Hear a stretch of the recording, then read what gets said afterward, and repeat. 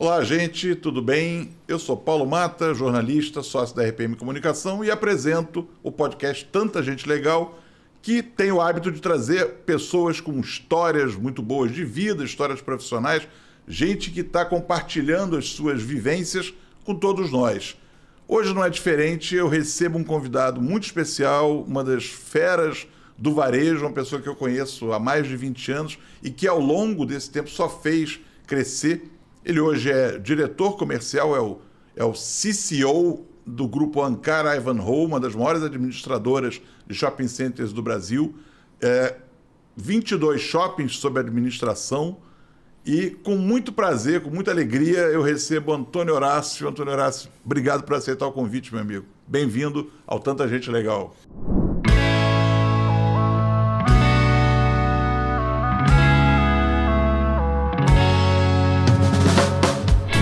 Eu que agradeço, Paulo. É um momento muito especial estar aqui com você, com todo o seu grupo e poder compartilhar um pouco da minha história, da minha experiência. Espero que consiga agregar e corresponder às suas expectativas e das demais pessoas. Não tenho dúvida nenhuma. Antônio Horácio, vamos começar pelo começo. Eu estava paquerando ali teu LinkedIn e vi que você tem uma trajetória super plural. Você passou por multinacionais como a CIA, você trabalha no Grupo Ankara há muitos anos, foi superintendente de um shopping que é, na verdade, a pedra fundamental do Grupo Ankara, que é o Nova América. Mas onde é que esse apreço teu pela venda,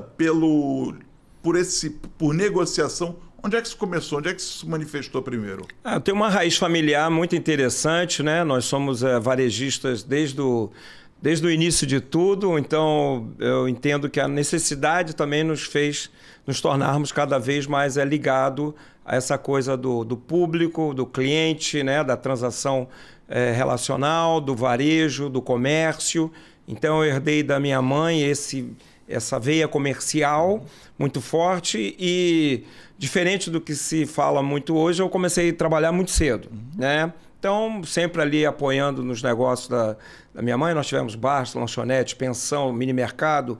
Então, estou desde cedo nessa jornada e foi muito virtuosa, e a gente entendendo que sucesso só vem depois de trabalho no dicionário, né? Então, você tem que trabalhar para poder conseguir o teu sucesso. Então, desde muito cedo, a gente dá muito valor ao trabalho. É um negócio que eu curto, que eu gosto, e principalmente naquilo que a gente impacta na vida das pessoas que estão ao nosso redor.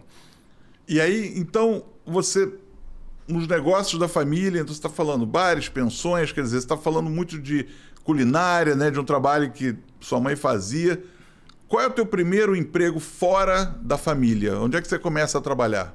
Eu tive uma enorme oportunidade, aos 18 anos de idade, a irmã da minha mãe, minha tia direta, né, conseguiu um trabalho temporário de 30 dias, né, veja bem, eu consegui, né, um trabalho de 30 dias, um contrato temporário de 30 dias, num escritório de vendas no Rio de Janeiro, né, da Unilever. Então, no meu conceito, eu não era um trabalho temporário. Eu estava tendo uma chance, uma janela única. Então, a partir daquele momento, eu estava trabalhando na Unilever. Eu fui lá naqueles 30 dias, meu amigo, eu botei aquele escritório que estava uma bagunça, estava todo desorganizado, com uma chefa dura pra caramba, mas que eu tenho o maior respeito, admiração e amor por ela, porque ela me doutrinou desde cedo. E eu botei aquela casa em ordem, né? Então, durante 30 dias muito severos, eu estava lá e falei assim, é a minha oportunidade.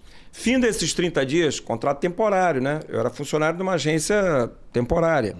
Eu consegui uma renovação por mais 90 dias. Então, continuava naquela luta, naquela batalha, incessantemente, demonstrando todo o meu vigor, né? Um jovem de 18 anos de idade, eu não tinha experiência. A única coisa que eu tinha era uma vontade gigante de transformar o meu mundo. Sangue no olho. Sangue direto e transformar o mundo de quem estava ao meu redor. Findo esses novos 90 dias, o assistente comercial pede transferência para a área do campo, né? Ou seja, ele pediu para ir na linha direta de vendas, né? Aí a vaga cai no meu colo. Aí você pode dizer, pô, você é um cara de sorte, né? Eu, e como dizia o comandante Rolim, somos pessoas de sorte. Provavelmente você também. Mas o comandante Rolim falava, eu espero pela sorte, todos os dias, às 5 da manhã, lá na cabeceira do Congonhas, dando boas-vindas para os meus primeiros clientes. Então, depois de ter feito aquele trabalho com sangue nos olhos todos os dias, com uma energia incrível, durante 30 dias, depois por mais 90, eu fui convidado a ser funcionário efetivo da Unilever. Lá eu fiquei 3 anos nessa função como analista, depois eu pedi também para ir para o campo, né, para ter essa experiência de contato diretamente com nossos clientes, e fui promovido a vendedor técnico. O que era o vendedor técnico, né? Qual é a diferença de um vendedor normal para um vendedor técnico? Um vendedor técnico, eu trabalhava na parte que se chamava lever industrial, que eram produtos que era uma linha B2B. Então, eu vendia para lavanderias, para hotéis, para restaurantes, né, para esse grupo de clientes. Então, eu tinha que fazer a demonstração da melhor utilização dos produtos. Então, eu tinha que me enfiar dentro de uma lavadora de louças, né? Saía de lá todo sujo, todo engordurado e tudo mais para demonstrar que o nosso detergente era melhor. Eu tinha que lavar e botar polido um piso de um hotel para demonstrar que o nosso detergente era melhor. Ou ir para uma lavanderia industrial de um hospital para demonstrar como é que os nossos produtos eram melhores. E por lá eu fiquei, no total, na Unilever 5 anos, que foi uma experiência incrível. Incrível, uma empresa assim fantástica, fenomenal. Após esse período, eu tive a oportunidade de conhecer uma pessoa que tinha feito o programa de trainee na C&A. C&A Modas, lojas de roupa, uma empresa multinacional aqui no Brasil, estabelecida desde 1974. Então, a C&A, eu estou falando aí já no final dos anos 90, 1988, 89, eu já conhecia o programa de trainee da C&A. E eu fiquei desejando aquele momento, Paulo, durante 2 anos. Então, você pensa, um jovem hoje, eu com 22 anos de idade, um jovem hoje esperar, materializar o seu sonho, se preparar para algo que vai possivelmente ocorrer em 2 anos. Eu não tinha data, eu só tinha um desejo, eu só tinha um sonho. Então, um sonho que eu amadureci, mas com muito vigor, durante 2 anos. Quando chegou a oportunidade, eles lançaram um anúncio em jornal, que naquela época, né, essas vagas elas eram publicadas. Era isso. Aí, quando eu vi C&A contrata trainees, eu mandei meu currículo e foi um processo de arrepiar, porque... Desculpa. Eu sabia que ia mudar a minha vida e eu sabia que ia mudar a vida de quem estava ao meu redor. Então eu fui com tanta raça, com tanta gana para esse processo, que eu tinha certeza que uma das vagas ia ser minha.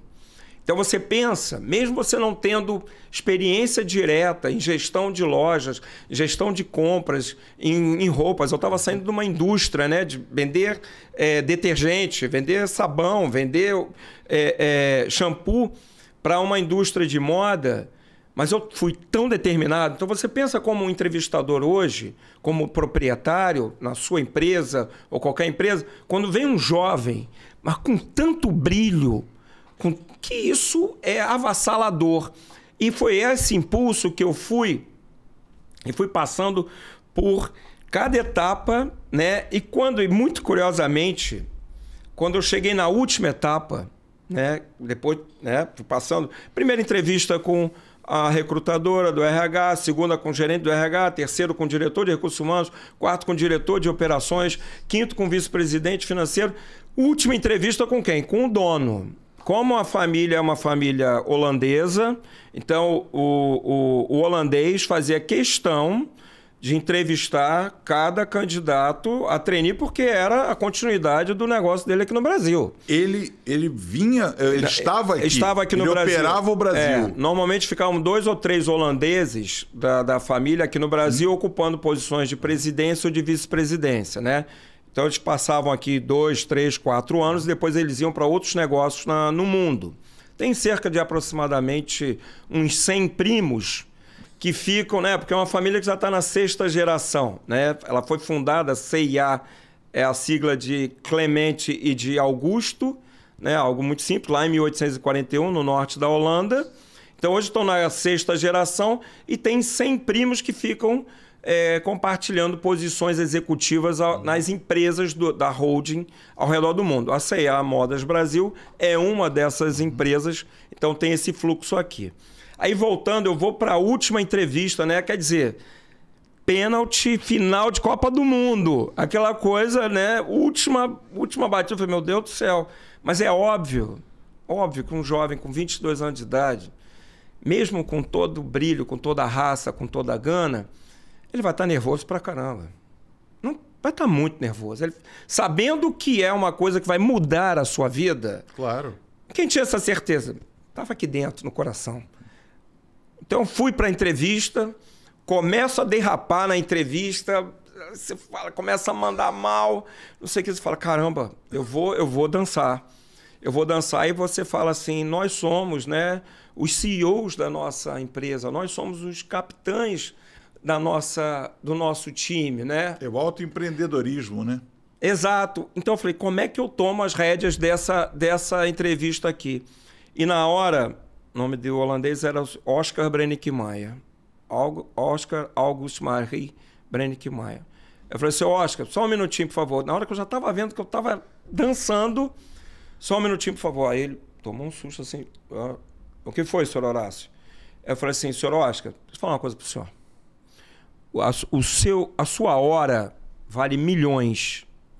A minha hora vale quase nada. Então, para não gastarmos muito tempo, o seu tempo é muito valioso, vamos direto ao ponto. E o ponto é o seguinte, só tem uma questão que eu preciso saber nessa nossa conversa. Aí ele tomou um susto. E qual questão seria? Eu falei, não é quanto eu vou ganhar, não é aonde eu vou trabalhar, não é a quem eu vou responder, não importa para mim quantas horas por dia vai ser, nem qual o horário que eu tenho que cumprir. A principal pergunta que eu preciso lhe fazer para o senhor me responder é, que dia que eu começo a trabalhar na sua empresa, senhor Oscar? Aí ele tomou um susto e falou assim, dia 2 de outubro, senhor Horácio. Então, é esse tipo de energia que a gente precisa entender. Legal. Mas foi quem falou isso para você, Antônio Horácio? Foi seu pai, foi sua mãe, foi seu tio? É a vida, Paulo. Então, quando nós não temos opção nenhuma, nós temos uma chance e essa chance nós temos que nos agarrar a ela de sobremaneira. E essa chance a gente tem que fazer valer.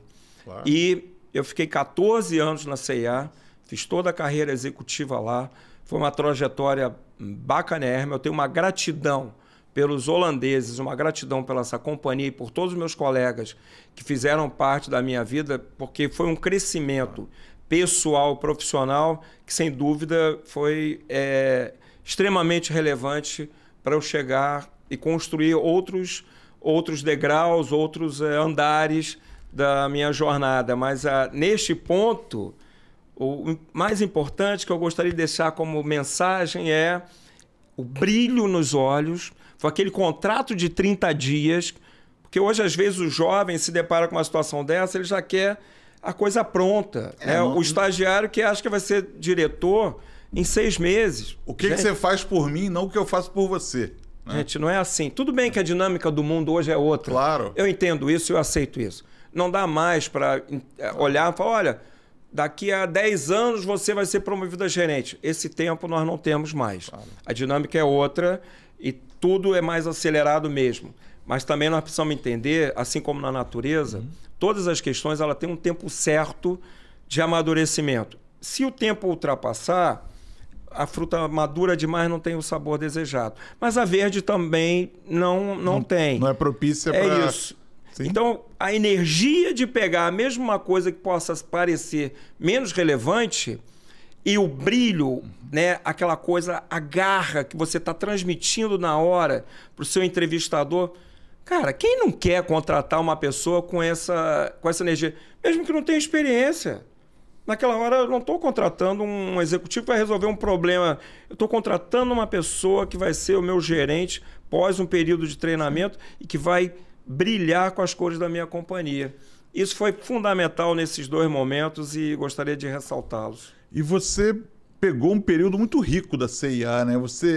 Eu me lembro da CIA na televisão, com anúncios emblemáticos, quer dizer, a gente está falando de que anos 90 até o início dos anos 2000. Exato. Então foi uma fase muito boa da CIA por aqui, né? Foi uma fase excelente, porque a fase econômica também foi muito boa. Eu entrei no finalzinho de na década de 1980 na CIA, nós ainda estávamos vivendo lá planos econômicos, mudanças de governo e tudo mais, e logo no início dos anos 90 tivemos o Collor, depois a saída dele, e veio um período muito virtuoso, que foi com a estabilização da moeda, né? A URV, 94 para 95, primeiro governo do Fernando Henrique Cardoso. Então, na hora que essa classe média conseguiu entrar no mercado, no consumo, o posicionamento da CA, que sempre foi um posicionamento BC, ele explodiu. Então nós tivemos ali anos maravilhosos. Eu tive a oportunidade de inaugurar, como gerente de loja direto, 2 lojas e depois como gerente regional, mais 4 lojas. Então foram momentos áureos. Então eu inaugurei a loja de shopping Aricanduva, que é a zona leste de São Paulo, que muitos talvez falassem, nossa, eu não quero nem ir até lá. E foi um momento muito virtuoso. Eu inaugurei a primeira loja da Baixada Fluminense da CA, lá no Calçadão de Nova Iguaçu, né? Quando a última loja da CA era o Calçadão de Madureira, qualquer coisa depois de Madureira era uma incerteza. O que tem após Madureira? E eu fui lá para a Baixada e desbravei esse mercado. E é um mercado maravilhoso. Eu só tenho, assim, fiz enormes amigos e tivemos muito sucesso comercial lá também. Então, assim, a década de 90 foi uma década muito, muito positiva para os negócios, muito virtuosa.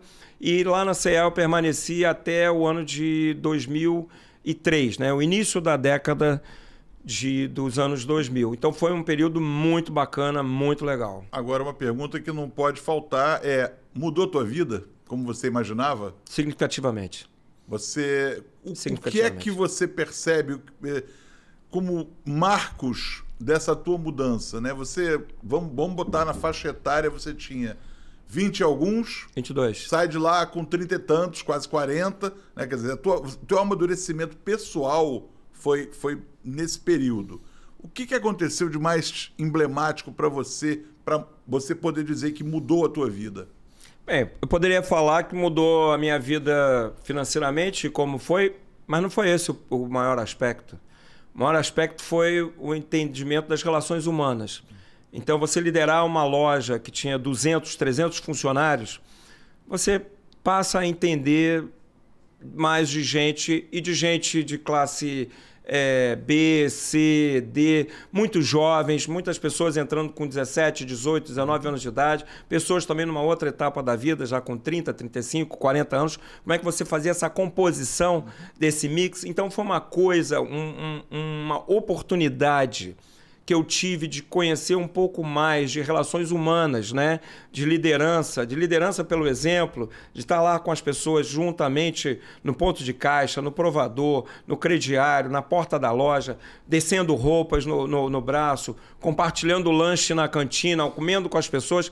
Então isso me fez realmente ter uma atenção para o lado humano fenomenal. Então assim, você começa a entender um pouco do propósito das relações humanas, daquilo que nós formamos e daquilo que nós levamos, né? Então eu tenho grupos de colegas e amigos, não somente dos executivos da CA, como eu tenho, claro, os gerentes, os diretores que fazem parte de relações até hoje, mas dos funcionários daquela época. Então, se eu não tivesse correspondido minimamente, e não quer dizer que foi carinho o tempo todo, não.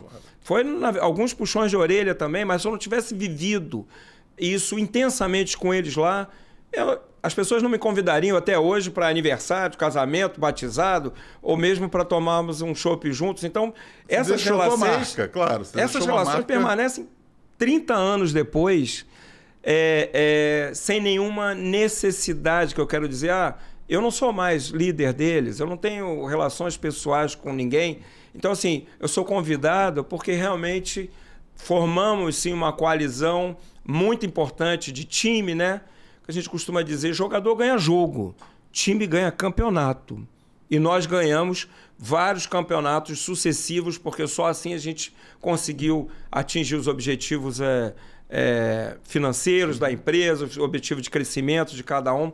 Então, a maior aprendizagem que eu tive, né, que mudou a minha vida efetivamente, foi ter tido a oportunidade realmente de me relacionar com pessoas incríveis, de diversos níveis, e aprender e valorizar cada vez mais as relações humanas. Isso foi o grande fruto que eu levei da CIA.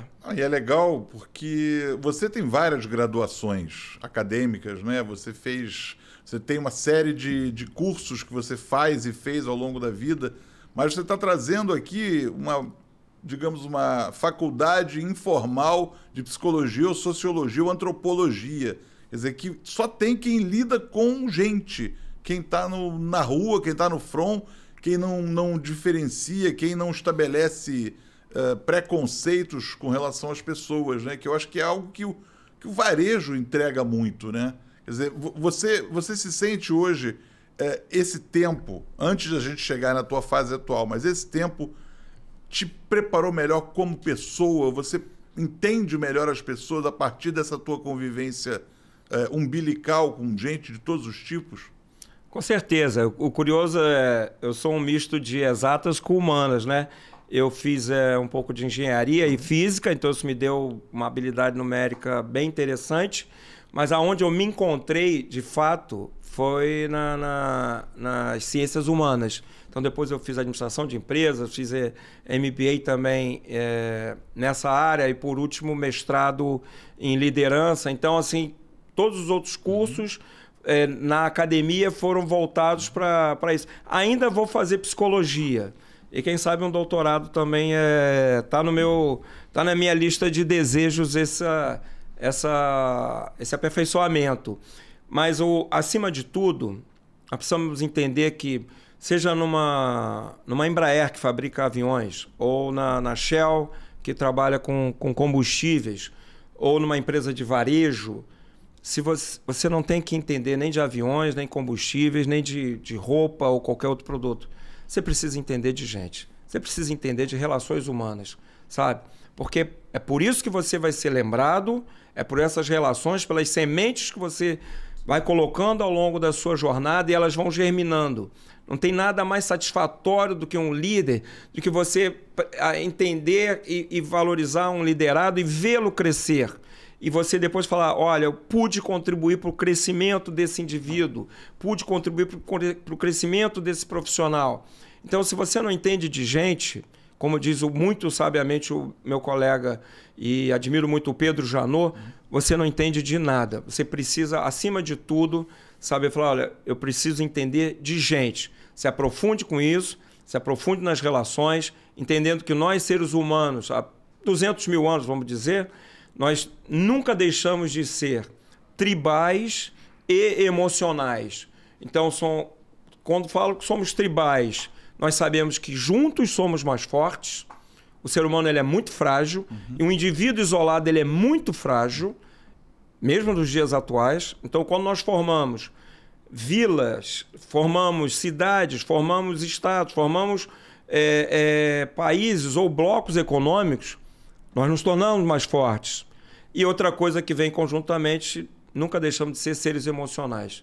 O que me movimenta, o que nos movimenta são as emoções. O que clipa a nossa memória, seja ela positiva ou negativa, são as emoções. As memórias que não são emocionais, elas são descartadas pelo nosso cérebro. Então, que impacto nós queremos realmente causar na vida das pessoas? Então, é isso que nós precisamos estar muito atentos a todo momento. Não quer dizer que vamos, mais uma vez, passar a mão na cabeça, mas como é que a gente se relaciona, como é que a gente orienta, como é que a gente cuida? As pessoas que estão ao nosso redor querem ser cuidadas. As pessoas não querem...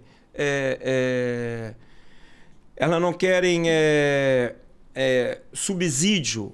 Elas querem entender que estão sendo cuidadas, amparadas, no sentido orientadas, e terem a oportunidade de irem lá e fazer o que elas querem fazer. E elas querem que o líder as ouça, né? As veja, porque senão tem uma invisibilidade muito grande por aí, né? Existe, infelizmente, ainda, quer dizer, cada vez menos, eu acredito, líder que é o líder Marco Aurélio da novela Vale Tudo, que passa, só repara que a mulher está monocromática e passa por cima dela e passa por cima do assistente, do assessor direto dela.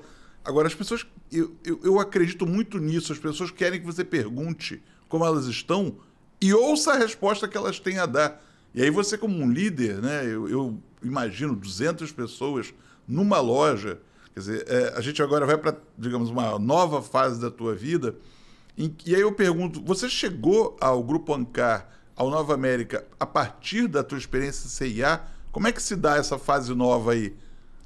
Antes de entrar nisso, eu vou trazer à tona o que você está falando aí, que é a escuta ativa, e tomar muito cuidado com os invisíveis, né? Então, é muito comum, na maior parte das empresas, as pessoas entram diretamente, principalmente uma liderança alta, entra diretamente, vai até a sua mesa e ele passa pelo segurança, pelo porteiro, pela recepcionista, pelo estagiário, por várias pessoas e sequer dá bom dia para essas pessoas.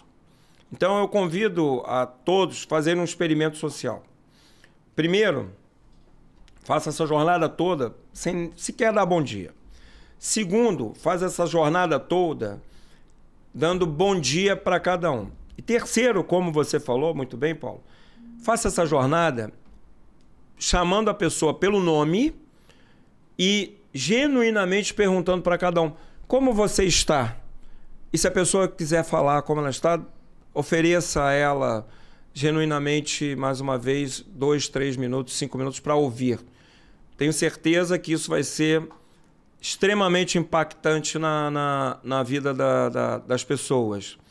O general Colin Powell, que foi chefe da Casa Civil norte-americana durante muito tempo, no governo George W. Bush, uma palestra que eu estava assistindo dele, ele falou assim, como todos sabem, a Casa Branca é um prédio muito velho e o subsolo dela foi construído numa época que nem automóveis tinham. E hoje tem muitos carros e pouco espaço, então nós temos que deixar os automóveis lá e os manobristas eles manobram conforme prazer deles. E se os manobristas param os carros próximo à saída, a partir das 17 horas, quem estiver muito próximo à saída vai sair muito rápido. Quem estiver muito longe vai demorar mais de 1 hora para sair. Uma vez ele, entediado, desceu até o subsolo, foi fumar um cigarro, que é uma coisa que eu não recomendo também, mas ele perguntou lá, ele falou assim, hoje eu vou perguntar qual é o modelo que esses manobristas utilizam para parar os carros mais próximos ou mais distantes. Você saberia me dizer, Paulo, qual é o modelo? Eu imagino, seria o que eu gostaria. Eu acho que, pela percepção que a gente tem de rua e, sobretudo, da turma que nos ajuda, dos invisíveis, eu imagino qual seja. Mas quero te ouvir. Bem, alguém pode achar que os mais graduados estão mais lá na frente, ou que os generais estão mais lá, ou os diretores e tudo mais. Aí o manobrista falou assim, não, senhor, o senhor quer saber mesmo, senhor general? Eu falei, claro. Quem dá bom dia para nós paramos lá na frente. Quem não dá, nós paramos lá atrás. Memórias emocionais, você acabou de dizer, é o que a gente guarda. Eu guardo o cara que me deu bom dia, que me perguntou como eu tô e ouviu o que eu tinha a dizer, se não estava bom ou se estava bom. Muito legal. Essa história do Colin Powell é sensacional. É muito apropriada. Eu acho que eu também comungo dessa mesma ideia tua. Eu acho que eu converso com todo mundo que eu encontro e indistintamente. E me abro, né? Eu acho que isso é uma coisa que a gente cada vez faz menos. Né? A gente tem muita prevenção, o mundo está muito difícil, né? Eu tento me abrir. Se eu quero saber como é que você está, eu primeiro digo como eu tô, quem eu sou, o que eu faço, eu sou Flamengo, do que eu gosto, do que eu não gosto. Você já montou ali um mosaico de quem eu sou? Agora vamos falar de você, deixa eu entender, para não ter o anonimato no sentido, digamos, mais generoso do termo, né? Que eu acho que é o que faz a diferença.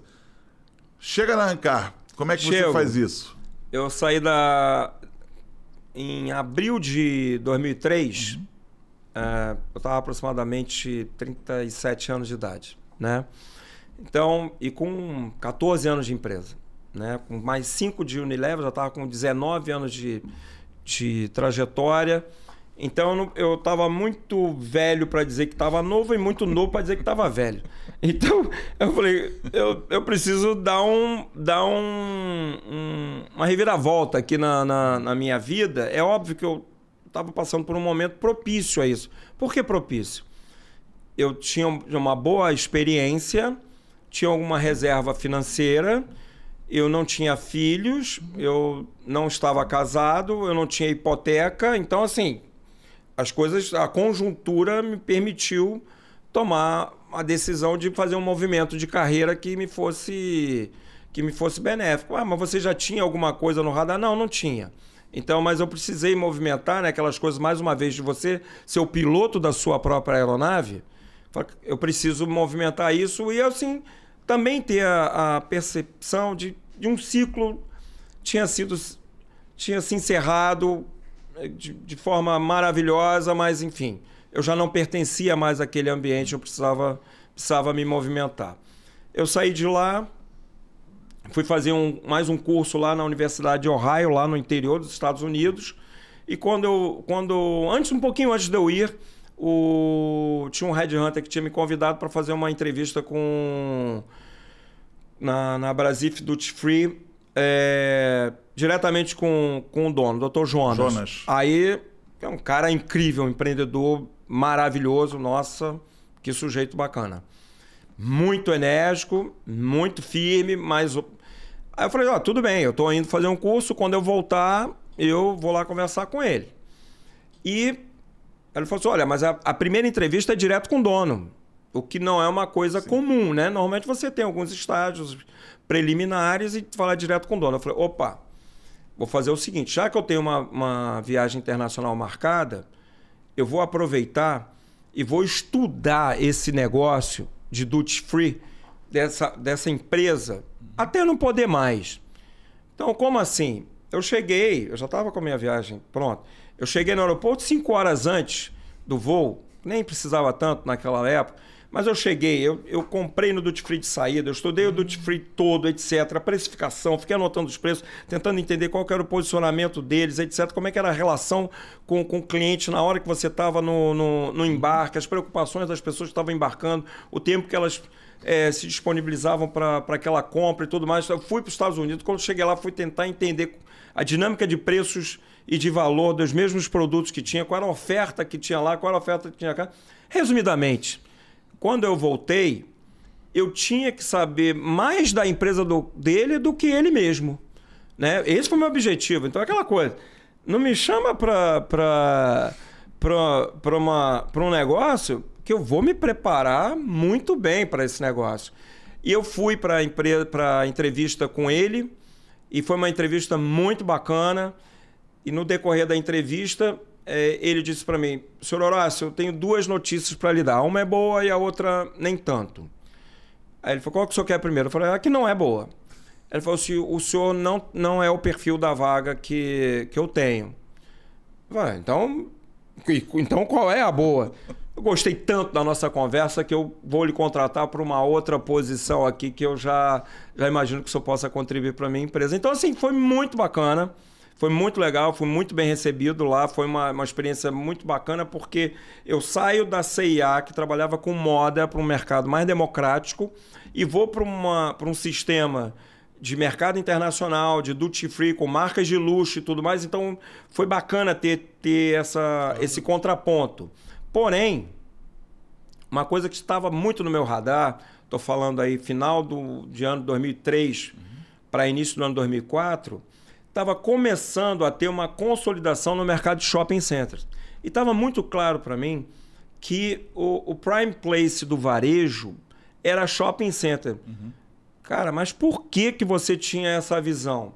Eu tinha essa visão porque quando eu percebia na linha do tempo dos shopping centers, desde dos primeiros movimentos no Brasil, estou falando no final dos anos 60, início dos anos 70, todas as jornadas de lideranças dessa indústria tinham sido ou por engenheiros, ou por advogados, ou por marqueteiros, né? Num bom sentido. E eu falei, tá faltando aqui varejista. Então, assim, eu tinha a percepção clara de que a indústria iria se consolidar com a entrada de varejistas dentro desse setor. Mas por que, Antônio Horácio? Porque nós estamos falando de uma indústria de real estate, né? Uma indústria imobiliária, mas o negócio dela, ela se dá através do varejo. É diferente, por exemplo, se eu tenho um prédio de escritórios e alugo cada andar para uma empresa, para mim pouco importa qual é a empresa que está na... Se ela tiver uma empresa correta, bacana e tudo mais, claro, e pagando em dia... que preste, não faz diferença. Tá tudo bem. Agora, quando eu vou para um centro comercial, que é uma indústria imobiliária, como eu falei, de real estate, faz toda a diferença eu conhecer do negócio que está sendo explorado lá. Então eu falei assim, eles vão precisar de gente com esse tipo de competência. E aí houve uma oportunidade maravilhosa, que foi no final do ano de 2003 para o início do ano de 2004, o Evandro Ferrer, que hoje é o nosso... Hoje não, já há bastante tempo, é o nosso CEO. Ele teve um convite para ir trabalhar na holding como sócio da empresa e teve a vaga de superintendente de Nova América. Eu participei, tive a oportunidade de participar de uma seleção com vários outros candidatos.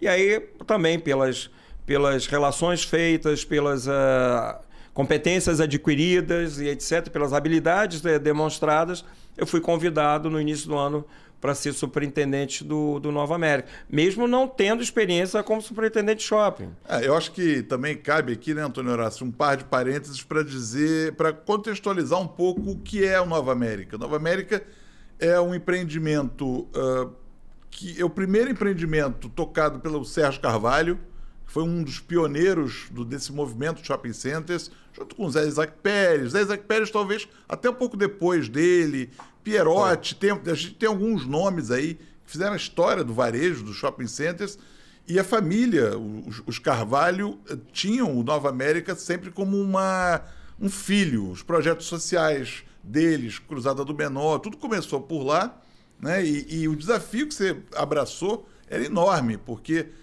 você tinha uma comunidade grande ali no entorno, né? E você tinha um vizinho também, que era um vizinho forte, que é o Norte Shopping, né? E hoje a coisa está ali, está de igual para igual, né? Quer dizer, você pegou tempos... E como é que funcionou para você?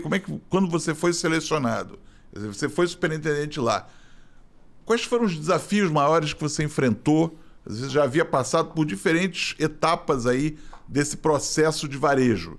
Mas agora você era o capitão do navio, né? Você via tudo acontecendo, todas as operações acontecendo, tinha que zelar para que elas fossem harmoniosas, Quais foram os seus desafios mais importantes aí? Só para lembrarmos, a Ancar era uma empresa bem menor, né? Então estamos falando de uma Ancar pré-sociedade com o fundo canadense Ivanhoe, ok? Então, era uma estrutura muito menor, a estrutura corporativa era uma estrutura mais enxuta, então nós tínhamos um apoio menor corporativo. Então, a necessidade dos profissionais do próprio shopping era muito maior do que é hoje, não que seja muito distante, mas é maior, né, do que é hoje. Então nós nos deparávamos naquele momento com um shopping que tinha feito uma expansão em 2002, né? E a ampliação do mix, né? O que eu quero dizer com isso? O Nova América nasceu dia 31 de outubro de 1995. Então nós estamos falando 7 anos depois, só que ele nasceu como um outlet. E naquele momento, um shopping outlet encravado dentro da cidade não funcionava. Além disso, poucas marcas de varejo tinham suas linhas destinadas para outlet. Então nós tínhamos uma Hering Outlet, uma Levi's, né? Ou outras marcas, Adidas. Depois que nós conseguimos, com muito custo, termos uma Nike, que é uma campeã de vendas, inclusive em termos de outlet, mas nós entendíamos que o mix precisava ser expandido e reposicionando o shopping.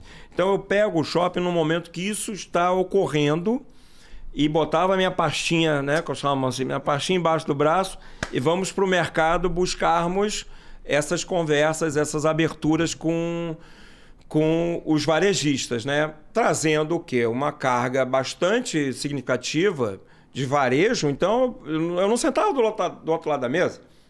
Sentávamos todos na mesma mesa, do mesmo lado. Estava ao lado, eu claro. sempre sabia quais eram as dores do varejo. Então, por exemplo, uma dor muito grande, que as pessoas talvez hoje acreditem que ainda permanece, do varejista, não, a maior dor do varejo hoje é o aluguel que se paga. Não é. A maior dor hoje é a contratação de pessoas. Como existe uma carência por bons profissionais que queiram trabalhar no varejo. Segundo, cadeia de suprimentos. Então, hoje, assim, e você ter quebra de inventário, você ter quebra de estoque. Eu tenho essa cor, mas não tenho esse tamanho. Você imagina a decepção. Óbvio que hoje você tem outros mecanismos, você tem prateleira infinita, você tem a venda online conjunta com a venda física, então você tem dinâmicas que possam lhe ajudar. Mano. Voltando 20 anos, você não tinha nada. Estoque quebrado era estoque ferrado. Claro. Então, não tinha essa coisa. Mas aí, você falou um concorrente muito importante, desculpa só agregar, não era muito importante não, um concorrente brutal, a 2 quilômetros de distância, um concorrente que já estava estabelecido 10 anos antes de nós. Então nós precisávamos traçar rotas alternativas. Se rota frontal, ia ser colisão. De frente, claro. Então, nós não íamos ganhar. Claro. O cara já está lá há 10 anos, já está muito mais forte. Davi e Golias. Então, assim, como é que eu vou buscar uma rota alternativa? E foi através de diversas estratégias de diferenciação, como veio logo na sequência a Rua do Rio, como foram várias outras coisas, tratamento no próprio shopping. Como é que nós buscávamos um shopping que na época nós tínhamos até uma assinatura que era o shopping com algo mais. O Nova América era o shopping com algo mais. Mas o que era o shopping com algo mais? Era aquele prazer que você não sabia exatamente nem quantificar, nem racionalizar, mas que você sentia que era um shopping com os cuidados de limpeza, de higiene, de todos os fatores sensoriais. Assim, nós precisamos ser diferentes do nosso concorrente. Porque se nós oferecemos a mesma coisa pelo mesmo valor, nós vamos colidir. E aí saíamos com o Henrique Baez, que foi meu gerente comercial, que hoje é o superintendente do Rio Design, faz um trabalho maravilhoso, um cara que eu admiro de sobremaneira. Íamos com a pastinha embaixo do braço, batíamos lá no lojista, dentro do nosso planejamento estratégico. Nós queremos aqui a Cantão Headley. Aí íamos lá conversar com o Tony. Aí o Tony falou, olha só, eu gosto muito de vocês são muito educados e tudo mais, mas você é a minha 5ª opção quando eu resolver ir para a Zona Norte. Ele falou, primeiro eu não quero ir para a Zona Norte e quando assim decidir, você é a minha 5ª opção. Então você pensa que com muita delicadeza nós éramos o 5º colocado, nós voltávamos para casa. Eu falei, vem cá, como é que nós vamos transformar isso? Qual é a criatividade que nós temos que oferecer? O que nós vamos trabalhar? Então assim, foi muito desafiante. Foi muito bacana porque, mais uma vez, voltando lá no início, a necessidade faz a gente sair da caixa, ser mais forte, ser mais criativo. A zona de conforto, ela é o último degrau antes do precipício. Então a gente tem que tomar muito cuidado com isso, sabe? Então assim, nós tínhamos uma necessidade enorme de trazermos boas marcas, de gerarmos relevância, de cuidarmos dos nossos lojistas. Então, fala assim, ninguém no mercado pode ter relação melhor com os lojistas do que nós. Porque esses lojistas, inclusive, o mercado ele é muito pequeno, os lojistas se falam. Então, se ele tiver um mau atendimento nosso, ele vai falar, ô Paulo, não vai lá não, aquele cara lá ele é enrolão, vai te prometer, não vai te entregar e tudo mais. E nós precisávamos formar uma legião de aliados. Então, trazer o lojista para perto de você, para jogar junto, no mesmo time, com os mesmos objetivos, porque não existe shopping de sucesso com lojista fracassado, ou vice-versa. Todo mundo de sucesso ou todo mundo arruinado. Então, na hora que você fala, e ainda tinha aquela coisa, né, de um ranço da indústria que permaneceu durante muito tempo, e falar assim, o shopping adora quando o lojista quebra, que bota outro no lugar e tudo mais. Eu falei, gente, tira isso da mesa, vamos jogar junto, vamos trazê-los, sabe? Então, quando você tenta entender, busca entender de gente, Não estou falando de negócio, eu estou falando de gente. A de escuta cuidado, ativa e empática que você falou, de né? cuidado, de trazer o cara para você e falar, olha, vem cá. Até mesmo alguns lojistas, como falam assim, Paulo, cara, é melhor a gente encerrar essa relação. Sabe por quê? Porque você não está tendo sucesso nesse negócio e tudo mais, você vai se comprometer financeiramente e isso aqui não está legal. Volta depois. As portas estão abertas, sabe? Então, assim, isso é cuidar. Isso é cuidar de gente. Então, esse cara depois vai falar, pô, eu saí porque eu não estava bem, me reorganizei e voltei. Mas não é aquela coisa... Mas para tal, a minha agenda era uma agenda totalmente disponível, sabe? Não tem aquela coisa do cara inacessível. Né? Pô, eu quero falar com ele, esquece. Vou cair ou numa URA de uma atendente virtual ou num analista que vai dizer não dá e etc. Né? Aquela disponibilidade 24/7. O meu telefone é assim, disponível a todo mundo. Claro que se eu não posso atender naquele momento, que eu estou numa reunião, como neste momento, eu vou retornar, vou ter o carinho. Então, a escutativa, a atenção ao humano, não importa se é um fornecedor, se é alguém que está te convidando para alguma coisa e tudo mais, isso tem que fazer parte da jornada sempre. Então, os principais desafios eram como é que nós íamos buscar um shopping de maior relevância, foi formando efetivamente um time para jogar junto. O André Pivetti me menciona no livro dele, que é encantador. Parabéns, André, pela sua jornada, você é um cara incrível. Então ele fala lá, poxa, o Antônio Horácio, quando me ligou, ele queria uma loja no Conjunto Nacional, e o André é muito negociador, né? Aí eu falei, André, olha só, é a última proposta, cara. Se não for isso, vamos esquecer o negócio. Então, assim, eu não estou dizendo... para não tratarmos bem, eu estou dizendo que às vezes a gente precisa ser direto e a pessoa sabe que o negócio se esgotou. Ela sabe que a coisa chegou ao ponto máximo possível de ser feito. Mas a disponibilidade, a escutativa, o carinho e o cuidado, ele tem que estar sempre presente na sua agenda de todos os dias. Aí, avançando a fita, você consegue ir muito bem no Nova América. O Nova América alcança metas que vocês estipularam e você é trazido para dentro do grupo, né? Quer dizer, já para o chamado C-Level, né? Você sai da superintendência de uma unidade e vai para esse ecossistema que cuida do Rio Design, da Leblon, do reposicionamento do Rio Design Barra. Como é que é esse novo desafio teu? Quer dizer, de sair de uma operação na qual você focava toda a tua atenção e ter de pensar mais macro? Você sai do Campeonato Brasileiro para a Champions League, né? Efetivamente, porque nós saímos de um universo de 200 e poucos lojistas para um universo de 5 mil lojistas. Então, como é que você se estrutura sem perder a sua essência, sem perder o seu carinho, sem perder a sua forma de ser, mas entendendo que você sozinho não vai dar conta de tudo. Que você precisa formar um time que represente-o todos os dias de forma muito semelhante como você representaria. E que você ainda continua sendo quem você é, você não mudou a sua essência, você não deixou de ser aquele cara com brilho, com sangue nos olhos, querendo o melhor para todo mundo que está ao seu redor. Porque o sentido da vida é sempre buscar o melhor para si e para quem está ao seu redor. Tanto no seu ambiente de trabalho, nas suas relações, na sua família e etc. Nós podemos falar de diversas populações diferentes. Mas na hora que você fala, se isola, eu quero só o melhor para mim, você também será isolado.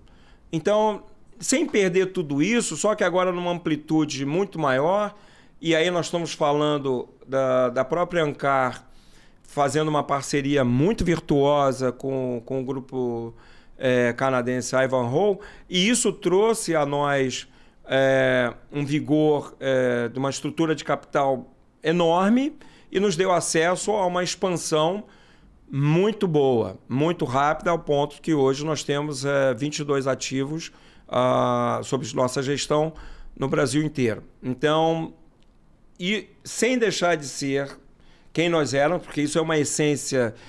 não só minha, mas da família Carvalho, como você citou, essa coisa de genuinamente gente que gosta de gente e não só uma frase pronta, uma coisa que está nas paredes, mas de você praticar, exercitar esse mantra todos os dias nas suas ações, né? Quando você me fez o convite, pouco nós falamos sobre ele. Eu me disponibilizei imediatamente. Poxa, se eu posso contribuir, por que não? Se eu posso agregar a você ou quem nos ouvir posteriormente, poxa, por que não? Essa ressonância que nós nem sabemos aonde vai chegar, né? Tem uma teoria matemática que diz em 6 níveis eu posso chegar em qualquer pessoa do planeta. A estatística explica isso. Então, realmente, quando eu saio do Nova América para a diretoria da ANCAR, para o C-Level, realmente o jogo fica mais duro, fica mais severo. Aí deixa eu te perguntar, era a tua segunda experiência lidando com estrangeiros, né? Você tinha tido uma experiência muito virtuosa com os holandeses, e aí você passa a trabalhar com canadenses, quer dizer, uma empresa de origem canadense, certamente com práticas muito diferentes, muito mais, eu diria, eu não quero aquilatar melhores, piores, não se trata disso, mas, digamos, práticas mais inovadoras sobre gestão. O que eles te ensinaram de melhor? O que você conseguiu aprender mais com o pessoal do Canadá? Acho que tem 2 aspectos aqui muito relevantes para trazê-los. O primeiro, lembrando que nós saímos de uma empresa familiar para uma empresa muito mais robusta, né? Com capital intensivo dedicado. Então, as práticas de governança corporativa foram bastante intensas. Então, a adaptabilidade ao novo formato, aos novos formatos de governança, de todos os jeitos, manuais, regras, práticas, né? Enfim, qualquer empresa hoje, né? E nós tivemos essa oportunidade há 20 anos atrás, 19 para ser mais exato, de entrarmos dentro desse sistema que nos moldou e que nos exigiu, então, sermos executivos, né? C-levels, dentro de uma empresa que está num processo de transformação. Se você não tiver a possibilidade de adaptar-se a esses novos modelos, você também vai ser excluído, né? Então, lembrando, né, as espécies que vão... Nós falamos aí da ciência, as espécies que vão... Que sobrevivem e evoluem, são as que se adaptam mais rapidamente às mudanças do ambiente. Tá? E segundo, uma palavra que eu trago aqui com muita nobreza é confiança.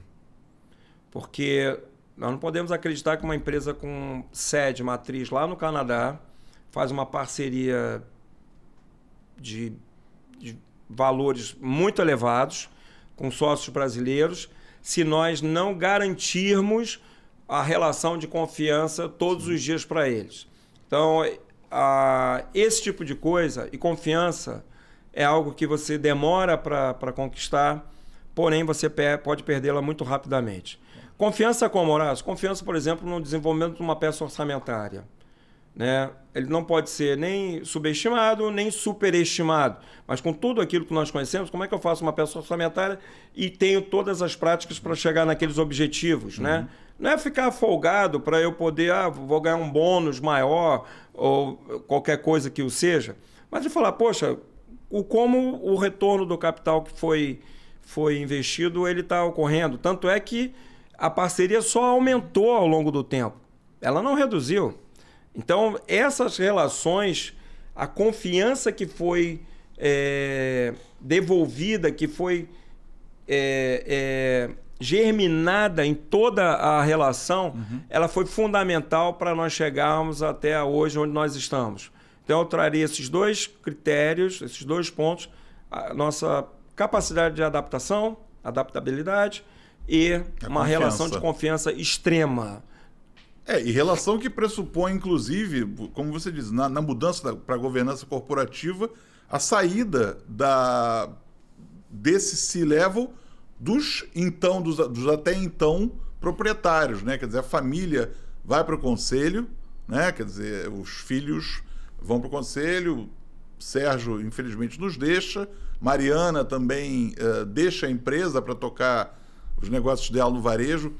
E eu tive a oportunidade, o prazer de trabalhar muito tempo com a Ancar. E sempre foi uma empresa muito olho no olho, muito correta nas cobranças, nos elogios, nas metas estabelecidas. Nunca foi nada fora de propósito, nem nada que não se pudesse alcançar. Queria entender de você o seguinte: 22 shopping centers hoje. Você hoje está à frente como CCO, né, como diretor comercial de operações super díspares, né? Quantas pessoas estão sob a tua supervisão direta? Como é que tá? Qual é o tamanho do teu desafio no dia a dia hoje? O tamanho hoje do desafio, ele permanece, né? Porque a conjuntura econômica, vamos dizer assim, ela não é uma conjuntura favorável aos negócios. Pelo contrário, ela está sempre jogando contra, né? O último ano que nós tivemos muito favorável aos negócios, com taxa de juros mais baixa, com crescimento econômico e tudo mais, foi 2022. 2023, 2024, agora 2025... continuamos enfrentando mercados cada vez mais desafiadores. Então, e aí como é que nós vamos poder sobrepujar esses desafios, né? Os desafios são permanentes. E a conjuntura, o ambiente de negócios, eu não tenho como alterá-lo. Então, como é que eu jogo dentro de um jogo que tem regras que não nos facilitam, né? E aí eu trago à tona mais uma vez essa questão do estar muito próximo dos teus liderados, estar muito frequentemente visitando os seus ativos, né, nas localizações que eles estão estabelecidos, nos mercados que eles estão estabelecidos, e continuar também estar muito próximo do mercado varejista, trocando com o varejista, conversando, porque a sua dor é a dor do cara também. Não tem uma coisa, estamos desconectados, meu problema, não vendeu, é seu problema. Não tem isso, né? Nós temos que ter uma estrutura interna de marketing, de operações, etc., funcionando aquelas cidades, né, que são os shopping centers diariamente. Então, eu não posso perder vendas porque faltou energia elétrica e se nós não tivermos suporte de grupos geradores que mantenham o shopping ativo, operando. Faltou energia light, faltou energia por 12 horas. Eu tenho que ter estrutura para segurar isso. Eu acho interessante porque os teus desafios acontecem em cidades muito distintas e portanto, eu imagino que a manualização, né, a normatização dos processos seja vital. Porque você está em Porto Velho, você está no Rio de Janeiro, eventualmente, você está em Brasília, são realidades muito distintas, você tem que entender as culturas locais, mas se você não impuser um modelo dentro do qual cada equipamento tem de operar, fica tudo a bangu. Com certeza, nós temos diversas normas e procedimentos, todos estabelecidos, prevendo o caos. Mas você concorda que às vezes o caos é diferente? E aí que eu trago à tona um modelo de gestão nosso que é muito positivo, que é também empoderar as pessoas na ponta, dar liberdade de atuação. Então, onde as pessoas, onde o indivíduo, onde o valor humano, ele tem muito significado para nós. Porque no final do dia, nós sabemos, decidimos aqui diversas regras, procedimentos, etc, etc.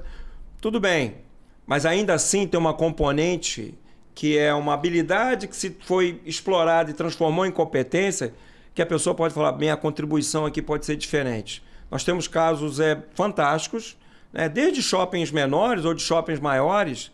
Então tem o rato que ruge, né?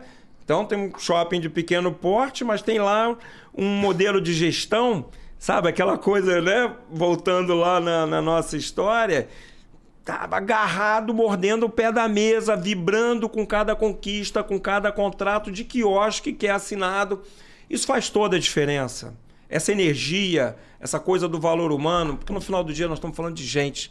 Tudo isso que a gente falou aqui, eu posso estar falando, né, de aeronaves, eu posso estar falando de combustíveis, eu posso estar falando de varejo, mas no final do dia nós estamos falando de gente. E como é que as pessoas realmente enfrentam as coisas, como é que elas encaram os problemas. A mesma situação, nós dois podemos ter perspectivas totalmente diferentes. Claro. O que eu acho um problema para você, você pode falar que é uma solução e vice-versa, e nos depararmos com ele de modo distinto. Mesmo uma coisa ruim que possivelmente possamos acreditar que nos ocorra, você pode olhar aquilo como uma aprendizagem, como uma oportunidade. Não, e é riquíssimo o que você diz sobre empoderar, dar autonomia relativa que seja às pessoas que estão na ponta. Eu vou trazer um caso pessoal.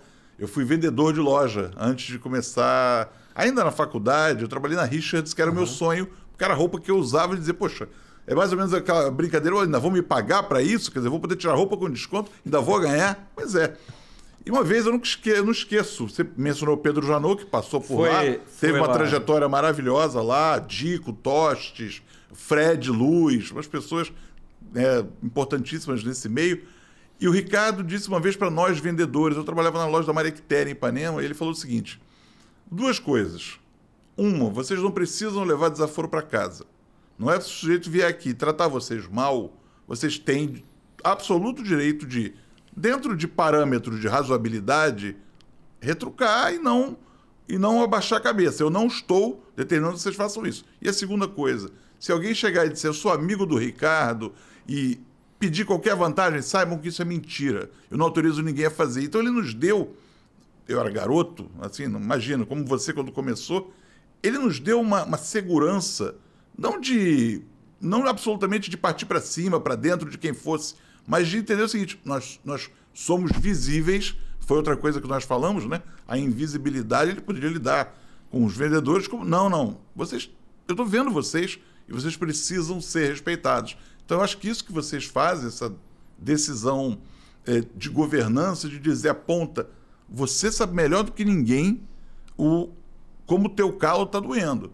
E outra, na hora que teu calo doer, eu não vou estar aqui, eu não vou conseguir. Eu mando reforço, eu mando socorro, mas é você que vai ter que cuidar da crise no momento em que ela acontecer. Então, tenha essa autonomia relativa e alce o teu voo. Eu acho isso genial. Queria saber de você o seguinte agora, Antônio Horácio. Para onde a Ancar vai e como é que está a tua vida? Como é que você enxerga as tuas próximas fases aí de vida? Para onde a Ancar vai? A Ancar é uma empresa, acima de tudo, maravilhosa, incrível, né? Eu estou há 21 anos na Ancar. Acho que ninguém fica tanto tempo numa empresa se você realmente não tem uma identificação com o DNA dos fundadores, né? Com tudo que nós aprendemos com o Dr. Sérgio Carvalho, que foi uma oportunidade incrível ter trabalhado com ele, ser orientado por ele, eventualmente puxado a orelha minha também. Então, tá no dia a dia com o Marcos Carvalho, com o Marcelo Carvalho, com a Mariana, com o nosso CEO Evandro. Então, uma empresa muito, muito bacana que me deu oportunidades incríveis de eu chegar até aqui. Então, para onde a Ancar vai, eu posso dizer para vocês que a Ancar está em pleno movimento. Nós estamos acompanhando todos esses acontecimentos de mercado, temos ambições, temos expectativas. O mercado brasileiro é um mercado bastante promissor, por mais que o ambiente de negócios ele tente nos jogar fora, ele é um mercado promissor, ele valoriza assim, as empresas, os melhores profissionais, ele retribui aquilo que você traz para a sociedade. Como você muito bem disse, nós não costumamos nos vangloriar disso, mas a Ancar é uma empresa, desde o seu início, muito forte no ISG, principalmente na questão do social, onde nós acreditamos que nós temos que devolver uma parcela daquilo que nós ganhamos naqueles mercados. Então, nós temos ações sociais em todas as cidades que nós atuamos. Isso é uma coisa muito forte nossa, né? Que é coisa de gente que efetivamente que gosta de gente. Então, a Ancar não está parada, nós estamos muito atentos a tudo que está ocorrendo no mercado e, quem sabe, muito em breve vão ter mais notícias. Acabamos de assumir mais um shopping em São Paulo, que foi o Shopping Jardim Sul, lá na região do Morumbi.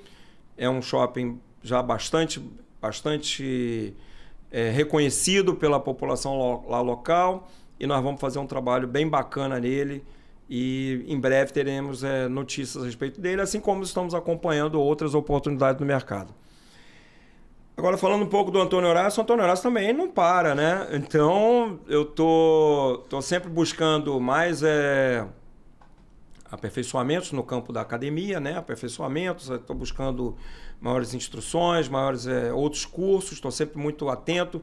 Eu sou um cara, pela minha natureza, extremamente curioso. É o que eu, o Elon Musk e alguns outros temos em comum, praticamente só isso. Nós somos muito curiosos, então estou muito atento a diversos fatos. A questão de busca do conhecimento não é informação. A informação está disponível para todo mundo aí. Como é que você transforma a informação em conhecimento é uma outra coisa. Então eu busco conhecimento, atualização, porque me satisfaz bastante. E esse também eu entendo que é um requisito para a minha atuação. Também acredito que eu possa contribuir muito para a empresa que eu tô filiado, que é a Ancar, e também a diversas outras, em outros formatos, como eu participo muito proativamente dos cursos da Abrace, eu sou um dos professores lá da Abrace, né, pro bono, em relação aos cursos que desenvolve. Então, assim, de que maneira eu posso devolver também aos meus colegas de indústria ou outros parceiros que estão correlacionados um pouco do que a indústria me ofereceu ao longo desses 21 anos de jornada até agora. Então, isso me movimenta também de sobremaneira. Não tenho a ambição de posto, eu pretendo ser o cargo tal ou isso e tudo mais. Isso sempre foi uma consequência na minha carreira. Eu nunca coloquei como, eu quero ser o cargo tal. Eu entendo que quando você está preparado, as coisas chegam até você. Então, requer de você realmente buscar essa preparação. Como eu lhe falei, a fruta tem um tempo, né?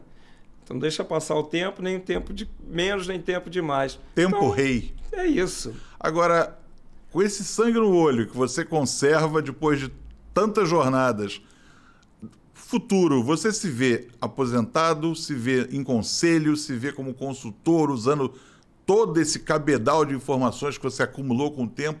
Como é que você se imagina? Eu acho que esses vão ser oportunidades que vão vir na hora certa. Mas também, quando eu vejo um conselheiro, é uma forma também dele devolver para aqueles executivos, para aquele grupo econômico, um pouco da jornada que ele adquiriu ao longo do tempo, né? Então, um conselheiro, um consultor de empresas, também na hora certa, eu acho que são caminhos que possam vir a ser avaliados melhor, estudados. Claro que eu também deveria me preparar para esse tipo de jornada, né? O mercado tem ótimas referências aí e eu entendo que, por que não, poder ajudar algumas empresas que estão num outro processo e aprender com aqueles que a gente considera que já tiveram, né? Que nem diz o Otto von Bismarck, né? O chanceler de ferro, lá, que ajudou bastante o rei Guilherme da Alemanha. Estou falando da Alemanha do século XIX, a formação da Alemanha pré-Primeira Guerra. Ele falou: existem 3 tipos de povos. O primeiro povo que aprende com o erro dos outros. O segundo povo que aprende com os próprios erros. E aquele terceiro povo que não aprende com o erro de ninguém. Então, estou falando de um cara de 200 anos atrás que já falava de uma outra maneira, tipo, pessoal, aprende com quem já errou. Entendeu? Então, um conselheiro, um consultor, o que ele vai trazer, eventualmente, se essa pessoa estiver atualizada, se estiver realmente muito conectada com o mercado, é falar: olha, eu já vivenciei isso aqui. Né? Não quer dizer que nunca vai dar certo, mas será mesmo que se você fizer as mesmas coisas, do mesmo jeito, da mesma dose, você vai chegar em resultados diferentes? Então, é importante a gente estar sempre a escuta ativa e estar sempre aprendendo com os outros, né? O professor Vitor Almeida, que é um craque, né? É o acionista e desenvolvedor da VS Studios, ele falou uma vez para mim, eu falei: poxa, professor, é um prazer enorme estar com você num desses encontros da NRF que nós fazemos todo janeiro lá em Nova York. Falei, poxa, professor Vitor, é um prazer estar com você aqui, né? Eu tenho aprendido muito. Ele falou, Horácio, você só está esquecendo de uma coisa. Eu falei, o quê, professor? Eu, como professor, eu sou treinado a aprender. Então, pode ter certeza que eu aprendo mais com você do que você está aprendendo comigo. É um craque que eu admiro de sobremaneira. Então, assim, são essas relações, a permeabilidade desses contatos, esses ensinamentos que a gente vem tendo ao longo do tempo, né? Essas referências que eu citei aqui de vida, né? Que constroem, que constituem a nossa jornada. A gente não pode esquecer disso. Antônio, eu aprendi muito também, espero que quem esteja nos assistindo também tenha usufruído como eu. Aprendi demais sobre varejo, sobre vida, sobre gente, com o Antônio Horácio, que é o diretor comercial do grupo Ancar Ivanhoe, 22 equipamentos sob administração, shopping centers dos mais diferentes perfis pelo Brasil. Antônio Horácio, obrigado demais por aceitar nosso convite para participar aqui do Tanta Gente Legal. Pode ter certeza que eu gostei mais do que você. Tamo junto. Obrigado a você. Valeu.